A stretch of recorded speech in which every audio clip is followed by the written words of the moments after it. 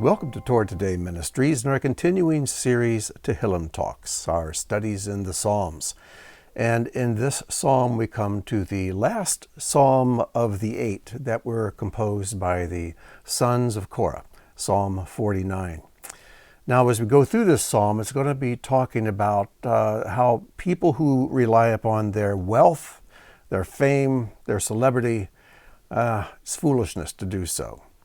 And the Talmud and Rashi and others say that when the sons of Korah wrote this psalm, they were actually describing their own father, using their own father as a warning of people who rely upon their own wealth to get them fame and influence, and how when their father was swallowed up, when God opened up the earth and swallowed him up, that this should be a lesson to all of us. So that may be what is in the back of the minds of the sons of Korah when they wrote this. It's hard to imagine that it wouldn't be when you read the words of the psalm. This is a wisdom psalm. And being the last of the 8, and I said before that the last 3 of these 8 have to be about end times. And this one in particular is pointing to the very time of the end, to the judgment, and how we should live our lives in light of what is to come. Live life in the light of truth that has been revealed to us through God's Word. So without further ado, let's get right into our psalm. Psalm 49, it is written to the choir master, a psalm of the sons of Korah. The first 4 verses of this psalm introduce who it is to, and that it is a proverb and it is a riddle. So who is it to? It says, hear this, all peoples, so all the people groups, all the Jews and Gentiles alike, give ear, all inhabitants of the world. That means every single individual. You sons of Adam, you sons of man, together rich and poor. Now, why does he use all of these descriptives? Well, give ear, all peoples. This would be all the people groups, all inhabitants of the world. And this word for world is an unusual one. It's only used 1 time in the Torah and about 7 times in all in the Hebrew Scriptures. And it's the word cheled, which you can see here. And the first time this word is used, it's pronounced choled. Let's see if you can figure out which word choled is being translated as here. In Leviticus 11:29, the rules concerning non-kosher animals. So now these are to you the unclean among the swarming things which swarm on the earth, the mole and the mouse and the great lizard in its kinds. Which one of those words do you think is the same as the word here? Well, if you're looking at the notes, you see it's the word for mole. Because what does a mole do? It burrows into the cheled. The choled burrows into the cheled. A mole in Hebrew is kind of an earther. He's one who burrows into the earth. And so what it is saying here is all the inhabitants of the physical planet Earth. You sons of Adam, you sons of man. Now what's the difference between these 2 descriptors? Well, the sons of Adam refers to every single individual who's been born into this world. We're all descendants of Adam. But you sons of man, sons of Ish, usually this word is referring to a man who has maybe some status. So though all of us are a son of Adam, a descendant of Adam, the writers here are saying, but even if you're a son of a special man, a man of renown, a man of name, together rich and poor. So here we are, all people groups, all individuals, all human beings, whether you have renown or not, whether you have riches or not, this psalm is directed to you. So I don't think there's any of you who are listening to this to whom this does not apply. And then the composers tell us how they're writing this psalm. Now I've taken verse 3, and I put the first half on the left, the second half on the right, and then I did the same thing with verse 4. My mouth speaks wisdom, the meditation of my heart, understanding. Now, a mouth is physical. But when it talks about the meditation of my heart, it's talking about something internal, something hidden, something spiritual. I incline my ear to a proverb. I will reveal my riddle with the lyre, with music, in other words. So you see here the first half of each verse. What's on the left has to do with the physical. But what's on the right, the second part of each verse, has to do with the spiritual. My mouth speaks wisdom, the meditation of my heart, understanding. I incline my ear to a proverb, a mashal. A mashal is a proverb or parable, an allegory. A mashal is a way of conveniently communicating open truth. But it says, I will reveal my riddle with a lyre. I'm going to use music to reveal my riddle. Now, what's the difference between a mashal, a proverb, and a chidah, which is a riddle or a figure? Well, the rabbis refer to a riddle as a closed book. A mashal is an open book. It's a story that illustrates truth. And if you can read the story and think about what it means is very clear. And Yeshua, of course, used proverbs all the time, parables and proverbs to communicate clearly what he wanted to teach. But a chidah, a riddle, is something that is unlocked. It has wisdom in it, but until you open it, until you unlock it, until you solve it, you cannot see what it is trying to communicate. And he's saying, I'm going to communicate my riddle with the lyre using music. When you take words and then you put them to a tune, you've added a new dimension to those words, a spiritual dimension, because music is ultimately very spiritual. So, the message of this psalm is to every individual throughout time, wherever you dwell on the earth, whatever your status, and is being communicated as an allegory, but also as a riddle that needs to be unlocked. So, what is the riddle? Well, that is revealed in verse 5. Here's the riddle. He asks a question. Why should I fear in evil days when crime comes round me at my heels? Is that not a timely verse for us? Isn't that a good question for us? I want you to think for a moment. I'm recording this in early June of 2024. Israel was attacked several months ago on October 7th of 2023, and everybody extended sympathy to Israel for the horrendous demonic attack against its people, against men, elderly, women, young moms, children, babies. And when I say it was demonic, what was done to them, I do mean that. It was demonic. And yet, in the short time since then, the whole world has turned against the victims and is now treating the perpetrators of these horrors as if they are the victims.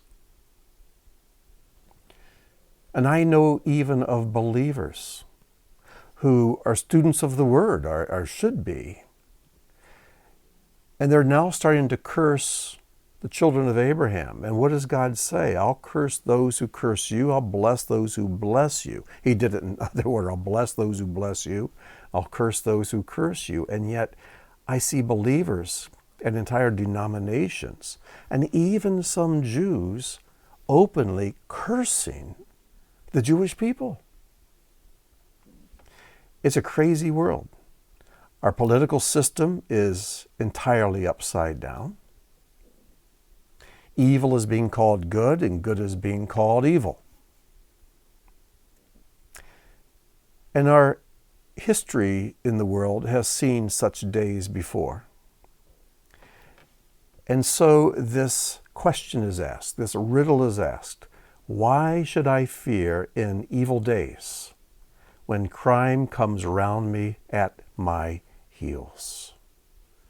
Because I see innocent people being convicted and punished. And I see wicked, law-breaking people exonerated and set free. And the question is, why should I fear, though? Why should I fear? Even though there's crime around me at my heels, I'm waiting in a world of crime and lawlessness. I am walking through this earth during evil days. Yet the psalmist asks, why should I be afraid? Why should I be afraid? That's a riddle. That is truly a riddle. Well, let's continue on and let's find out why we should not be afraid. The next verse is just a statement. It's not even a complete sentence. Those who trust in their wealth and boast of the abundance of their riches. And that's how the verse ends. What does that mean? Well, this is Hebrew poetry. It's very condensed.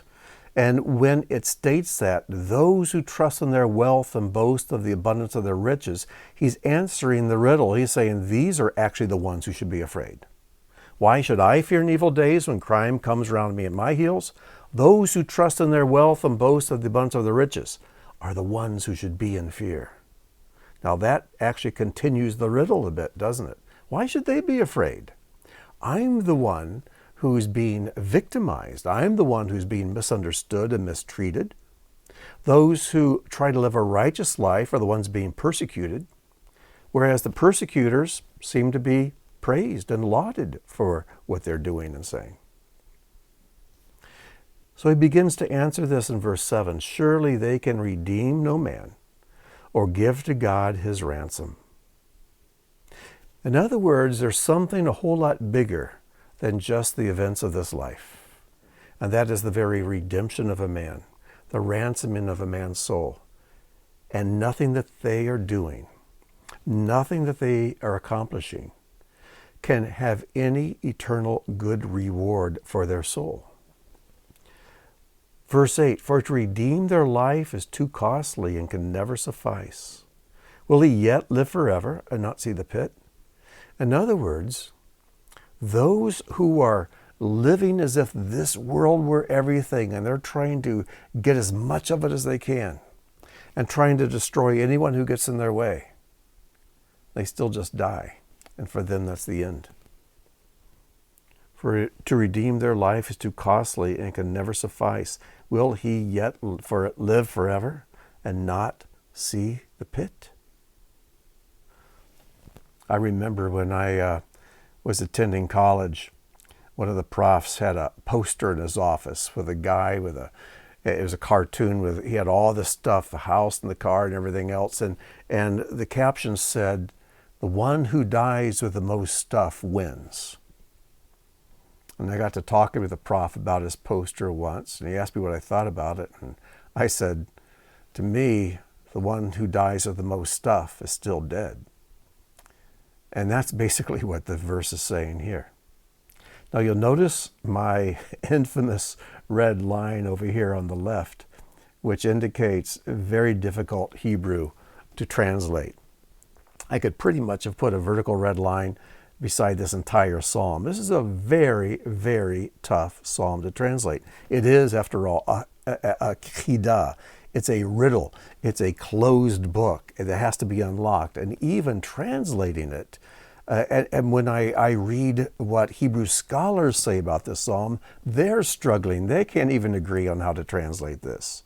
So who am I? So I could put a red line along the entire psalm. But I was telling some friends the other day as we were looking at this psalm, I said, this is kind of like an impressionist painting. If you're familiar with impressionism, the impressionist style was to take blobs of paint and just stick them on the canvas. And when you look real close, what you see is a blob of paint. But when you back off, the blobs kind of gel into a picture that can be very beautiful and very soft focused and really a delight to look at. But when you look at it real close, it's like, I don't understand how these blobs interconnect. That's kind of the way it is with this psalm. As you look into the details and try to translate the individual phrases, it's very difficult. You get these little blobs. But as you step back, the psalm makes sense. You easily can get the feel for what the psalm is trying to relate and to impress upon the reader. So anyways, verse 10. For he sees the wise die, The fool and the brutish alike must perish and abandon their wealth to others. So, all you people of the earth, all you inhabitants of the Cheled, the wise die, the fool dies, the brutish and the wicked die, and none of them take their stuff with them. It's all left to others. It reminds me of Messiah's words. I think it's in Luke 12:20. He gives the parable of the rich man who wanted to tear down his barns and build bigger barns for all his stuff. But God said to him, "Fool, this night your soul is required of you. The things you have prepared, whose will they be?" So maybe Yeshua was thinking of this psalm when he told that parable. Their grave is their home forever. And the word there forever, I believe, is the word netzach, which is a very unusual word. One of its meanings is forever, or for a very long time, but it's another word that indicates strength and boldness. It's a very odd word. But anyways, their grave is their home forever, their dwelling for all generations, though their names have been called on earth. Even though they had hospitals and schools and banks and streets and parks named after them, all their stuff is left behind. They're dead. They're in the pit. They're in a grave. Verse 12. Now this verse appears almost the same way twice in the psalm. Here and then the last verse. And it says this, man in his pomp. Man in his pomp. That word for pomp is a word that means esteem. It's the word yakar. It means esteem or self-esteem or look what I've done. Man in his pomp will not lean. The word there is lean, which means spend the night. What does it mean that the man in his pomp will not spend the night?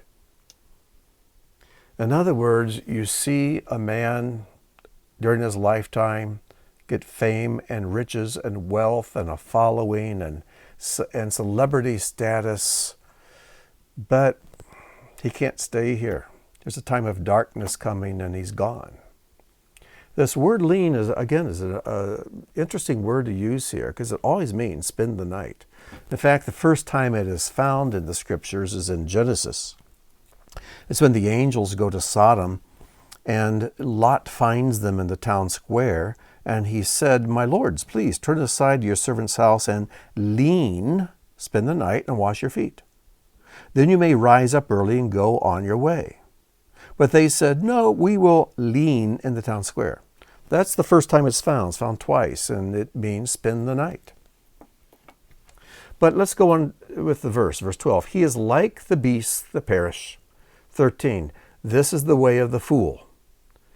Yet their followers approve of what they say.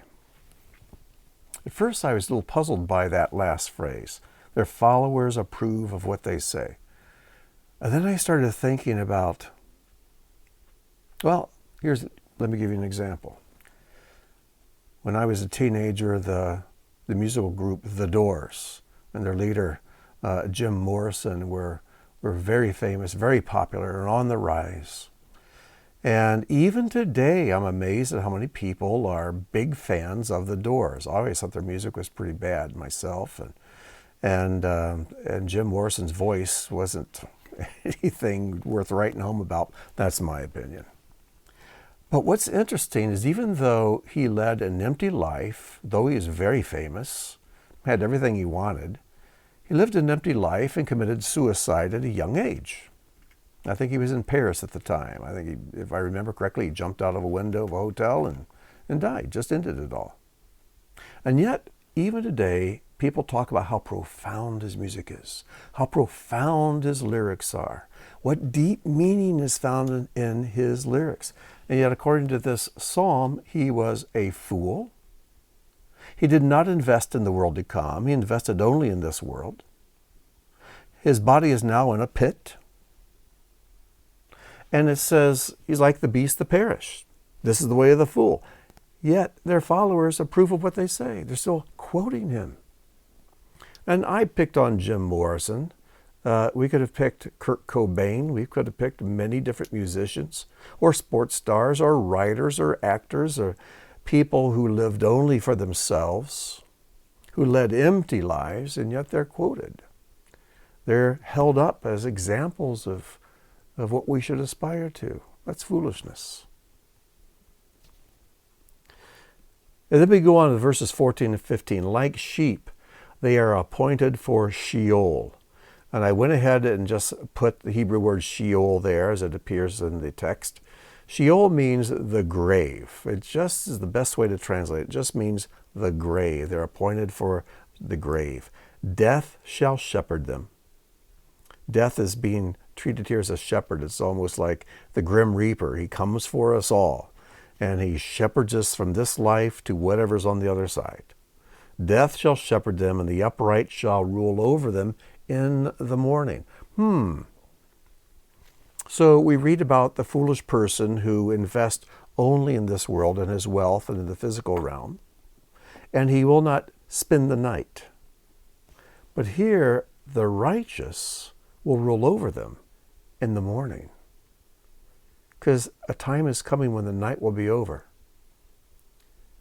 and the Son of Righteousness will rise with healing in his wings, and the righteous will rule over them.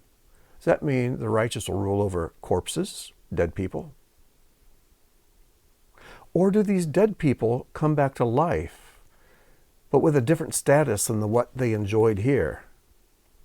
And the righteous who are struggling in evil days to wade through a crime-ridden world, where the world is against them and the culture is against them, in the world to come, they'll have a different status. They'll be put in a place of rulership. And I love this next phrase. Their image shall be worn out in Sheol with no place to dwell. That word worn out is an interesting one. It's the word bala in Hebrew. And the first time it's found, it is in regards to Sarah, if I remember correctly. Yes, Sarah, 18:12, when the angel told her she'd be having a baby in 1 year.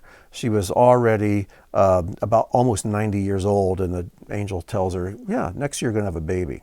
So Sarah laughed to herself, saying, after I am bala, I am worn out, and my Lord, my husband is old, shall I have pleasure? Then the next time you find this word is in Deuteronomy 8:4, where God is speaking to the Israelites after they've gone through the wilderness and they're near the end of their journey. And he tells them, your clothing did not bala. Your clothing did not wear out on you. Your foot did not swell these 40 years. So to wear out simply means to wear out. And what is it that wears out? It's their image.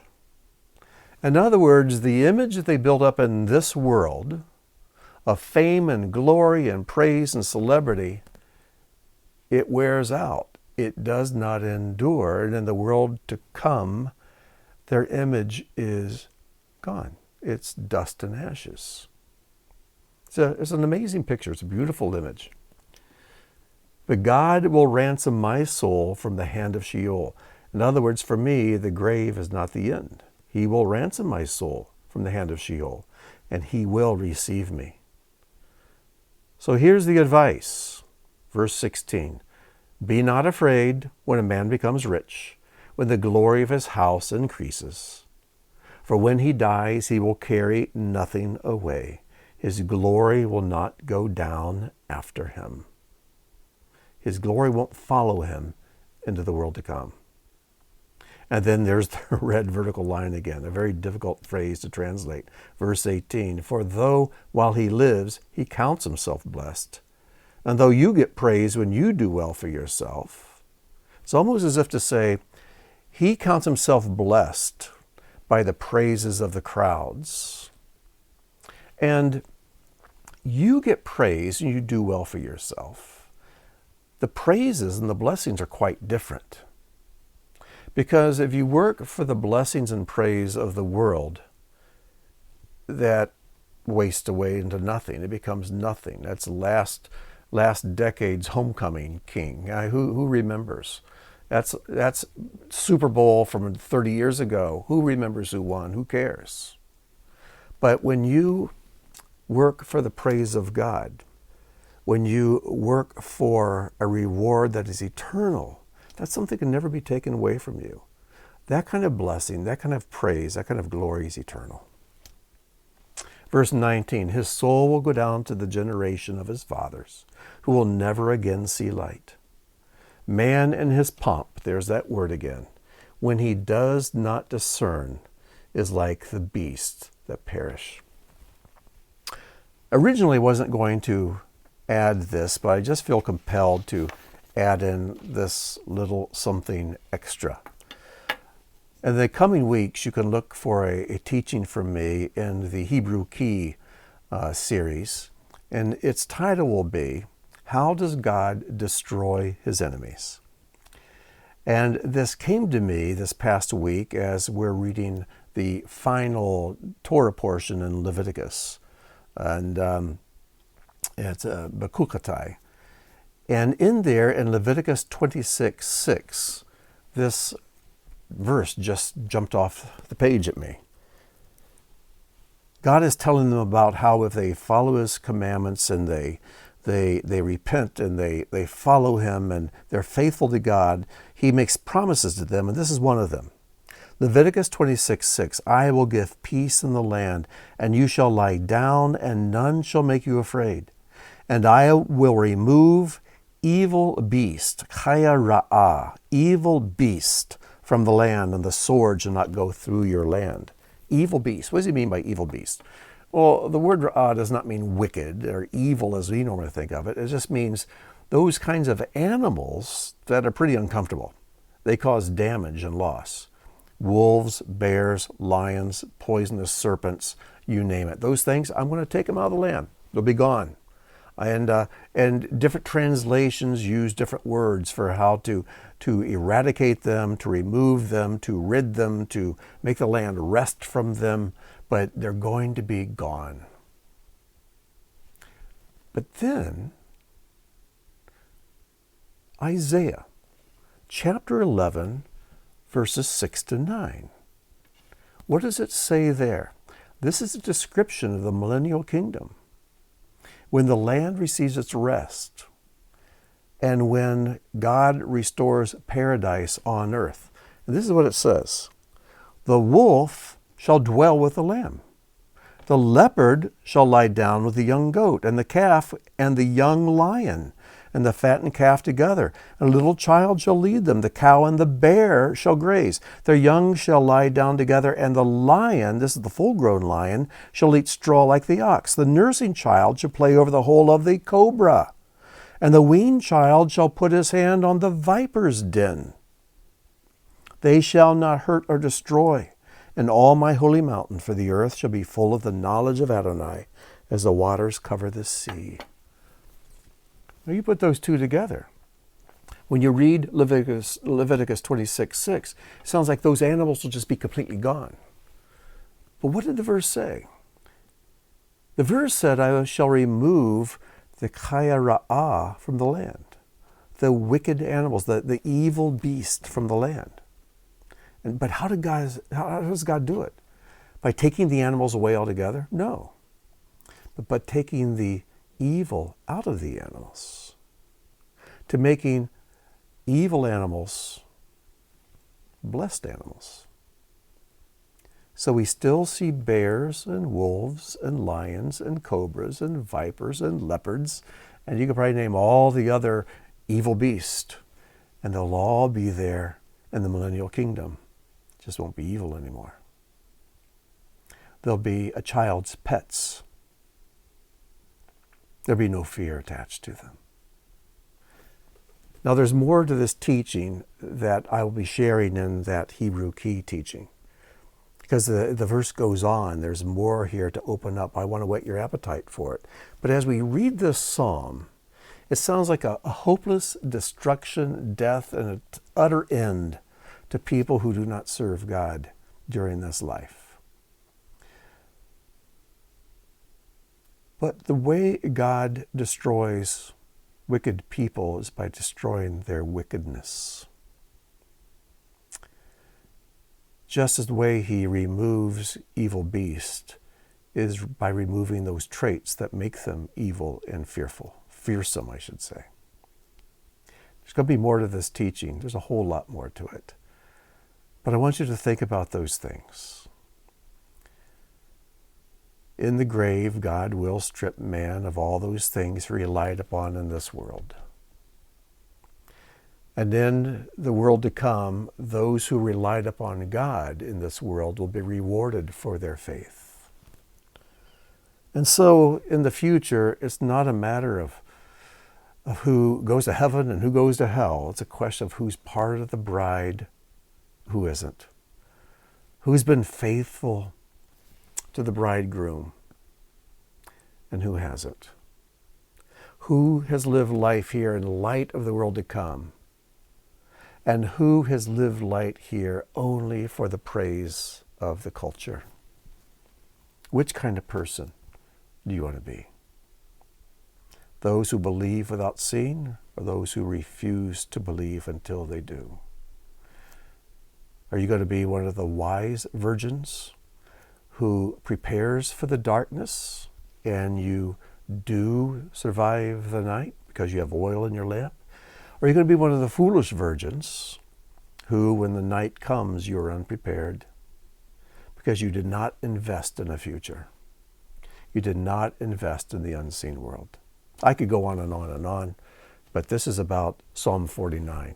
But I do want to whet your appetite for the teaching that will be coming along shortly, called How Does God Destroy His Enemies? So, until then, may God bless, and I wish you shalom.